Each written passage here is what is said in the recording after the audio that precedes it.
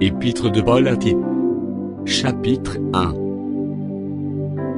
Paul, serviteur de Dieu, et apôtre de Jésus-Christ, pour la foi des élus de Dieu, et la connaissance de la vérité, qui est selon la piété, lesquelles reposent sur l'espérance de la vie éternelle, promise dès les plus anciens temps, par le Dieu qui ne ment point, et qui a manifesté sa parole, en son temps par la prédication, qui m'a été confiée d'après l'ordre de Dieu notre Sauveur, à Tite, mon enfant légitime en notre commune foi.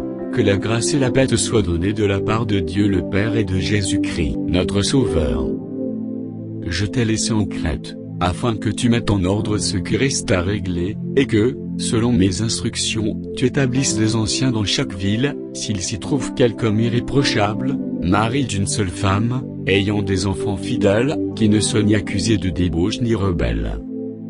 Car il faut que l'évêque soit irréprochable, comme économe de Dieu, qu'il ne soit ni arrogant, ni colère, ni adonné au vin, ni violent, ni porté à un gain déshonnête, mais qu'il soit hospitalier, ami des gens de bien, modéré, juste, saint, tempérant, attaché à la vraie parole, telle qu'elle a été enseignée, afin d'être capable d'exhorter selon la saine doctrine, et de réfuter les contradicteurs.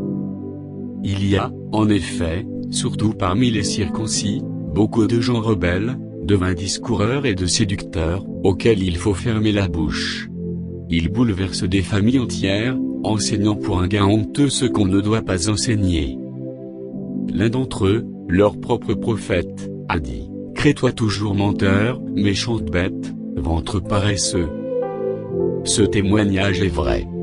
C'est pourquoi reprends-les sévèrement, afin qu'ils aient une foi saine, et qu'ils ne s'attachent pas à des fables judaïques, et à des commandements d'hommes, qui se détournent de la vérité.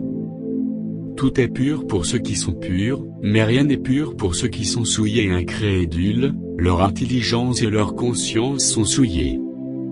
Ils font profession de connaître Dieu, mais le renient par leurs œuvres, étant abominables, rebelles, et incapables d'aucune bonne œuvre.